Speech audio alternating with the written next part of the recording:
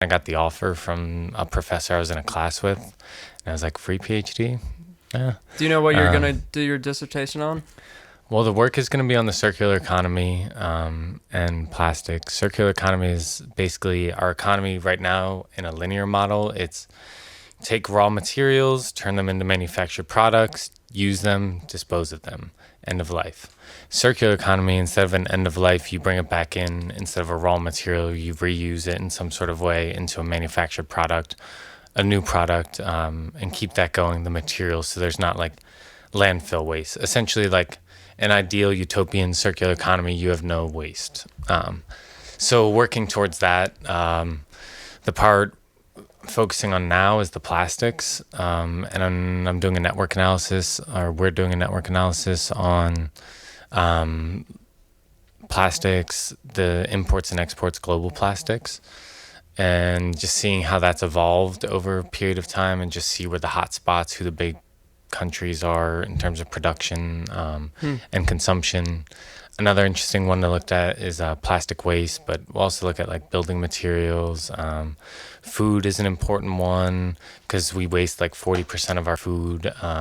So like just Really? composting 40%? that, we can really turn that Goes to bad zero. or like what's on our plate we dump out, or both? A bunch. The stuff you dump out on the plate, that's part of it. The stuff the restaurants and places make that isn't eaten, that excess food, that's part of it.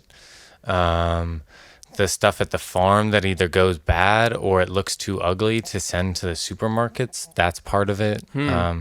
That's the service. They got the misfits, like that's the ugly fruit that, or food produce that doesn't make it to the supermarket, and they just sell it in that avenue, and it doesn't even look that bad, but that's a lot of food waste.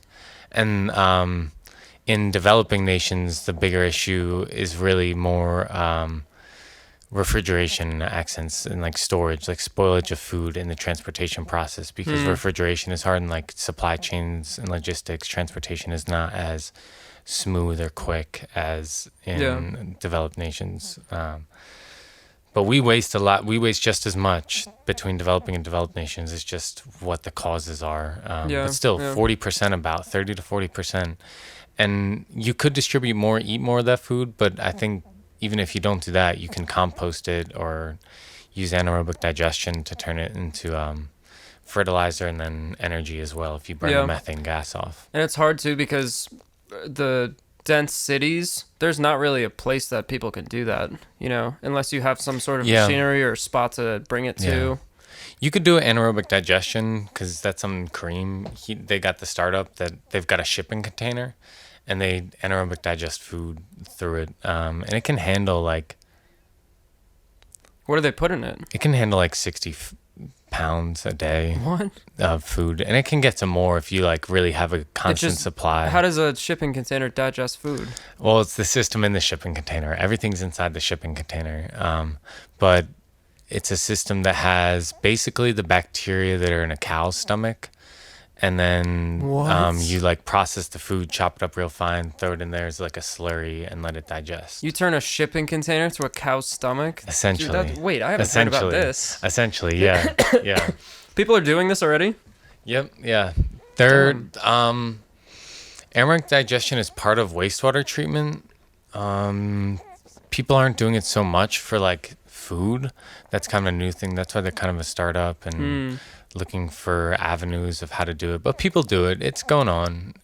Does it need to be fringe. food that's digestible, just like a cow's stomach, or? It builds up. It's like a baby. You got to start with spinach and like real like easy stuff to digest, the easiest stuff to digest. And then it builds up. And Put a bunch of fiber one bars in fiber there. actually is not, you don't want fiber. I actually had some kava. Oh, that's why it makes you like, shit, right? Because you can't digest it, so it just passes yeah, through. Yep. So no fiber one bars. No fiber one Don't bars. put any in that and no shipping container. no kava root either. It doesn't like the kava root because it's too fibrous. Bread, But it can't do like plastics or anything yet. No, plastics it won't be able to do that. You would need different processes for that. Actually, you can do mealworms. Mealworms will eat styrofoam. They've done some stuff on that.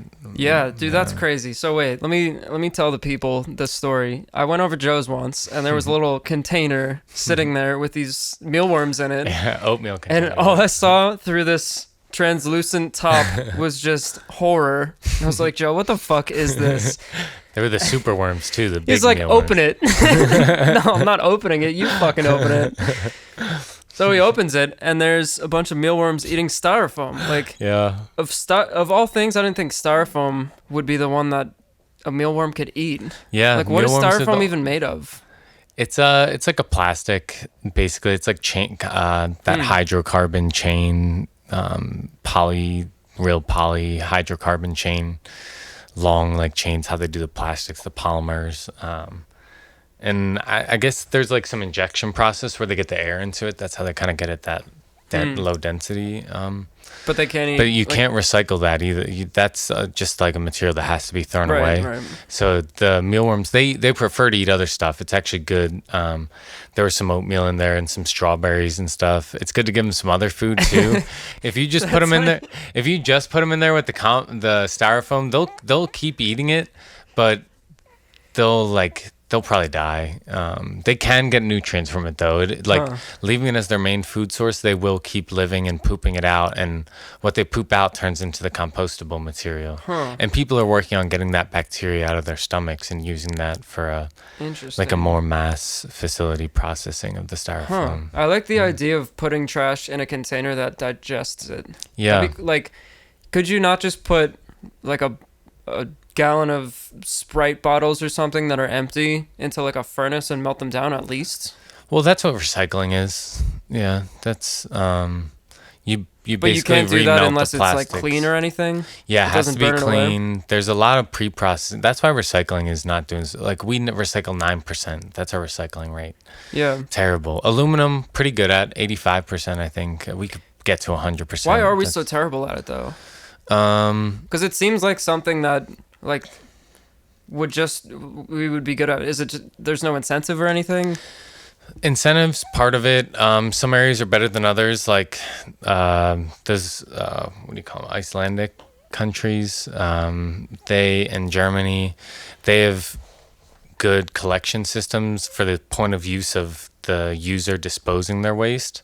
So they've got like a glass one, they've got a metal one, they've got a can one, they've got like plastic jugs, they've got like plastic bottles, they've got like your glass, paper, cardboard, and like 9, 10, 12 of them. So it's really split up, which is good for the processing because each material does need different treatment. Like glass burns at a different temperature than plastic. Certain plastics burn at different temperatures than other plastics to be able to be recycled. Some plastics can't be recycled, so you really have to pay attention to the number on the bottom. Like thermosets, they can't be recycled. And no one knows what those are too. Like they never tell us that. Yeah, really, me working on this project, I didn't know it, and still I'm learning. But I would say, I don't know, some number of months into working on this project, and I feel like I kind of know what plastics to put in there now. Didn't you have that idea too that was like machine learning to figure out if it was good or not? Computer vision too, that's another cool application where like, so instead of trusting people to do that, so what we do, we have one single stream, we throw it in there, and then it goes to a plant. And if it's, people don't even know if it's got waste in it, like if it's soiled, like a milk carton, or coronavirus. You can't recycle. Yeah, that's probably easier than like contaminants, like grease. That'll mess up the machinery that melts down and like strips the materials and stuff. So what the computer vision model would do, take images of these bottles, plastics, cardboard, everything, and over time you train it on images of the materials it should expect to see, and so you build up a database of the recycled materials, and it'll be able to identify this is glass, this is cardboard, this is plastic, and then also build up a database of this is stained, this is processable, this is clean. If it is stained, this has like a plastic wrapper on it we need to remove, or this has the lid on it we need to remove, or this needs a rinse. Be able to sort those things out, and then have that do the sorting and identification, and then in your plant, so it sends it straight to processing if it can be processed, and whether it's glass, cardboard, plastic, send it to a right avenue, to the right process to recycle it for that material. And then if it needs cleaning or pre-processing in some sort of way, unscrewing the lid, whatever, sending it to that part of your factory. If you have humans doing that, or if you have machines doing that, I don't know. It depend on what works best. Right. But having the computer vision, machine learning, basically be the way to pre-process instead of deploying all these bins where people are pre-processing and you're trusting that they're like putting stuff in that's able to be recycled. Yeah. Because if there is one stained thing in a whole batch, you just throw that whole batch in the landfill. Oh, really? Yeah, I was about to ask, yeah. what percentage of the things that like we put in our recycling bins actually get recycled fully? I don't know. I was going to say that 9% statistic, but I don't think that's what it is. That'd be I think that crazy. 9% statistic is the materials that are recyclable upon production that end up going into the recycling process at the end of their life. Right. Yeah, no, because I volunteered at a recycling sorting place for my soccer team in high school. And I'll tell you right now, their recycling rate, quote unquote, was like 80, just based on people drive. It's like a drive through with these 2 buckets, like huge dumpsters on the side. One is for plastic, one is for cardboard, paper, newspaper, whatever. So people drive through with their cars, they open up their trunk, they're like, oh, here's my garbage. And then the 20 of us were just like winging them into these things. But there was no setup where we went over like, oh, there's still milk in this. Let's just rinse this out. Yeah. It would be decently clean, I guess, but there were some things that we were like, all right, just fucking get that away from me. Yeah. They told us to take the caps off. Yep. But I'm pretty sure we just threw the caps with them. Oh, yeah, So, you can put the caps in, but yeah. After the a lot of people local don't know that. not distribution, the local collection place, where does it go after that? Do they have to like resort all of those, I'm guessing? It depends. I would like to go to a plant and see what their process looks like. I don't really know that. Yeah, the other thing, they wouldn't make money to have a big business do that, right? That has to be at like a government level. That's the issue with it, yeah, because I think it's really high in capital investment, and then the return rate is not that much, especially recyclables, because that's the thing that's so wicked about dispose. And when I say wicked, I mean like a problem that's hard to, or impossible to solve. Really, that's by definition what a wicked problem is. Is that a real term? Yeah, wicked problem is a real term. A problem that's a lot of complex interacting issues and like factors that influence it. Yeah. Preach knowledge. Single disposable plastics, that's like a wicked problem because it's like, one, they're super cheap. So that makes it hard to have this recyclable service or for reusable containers to use.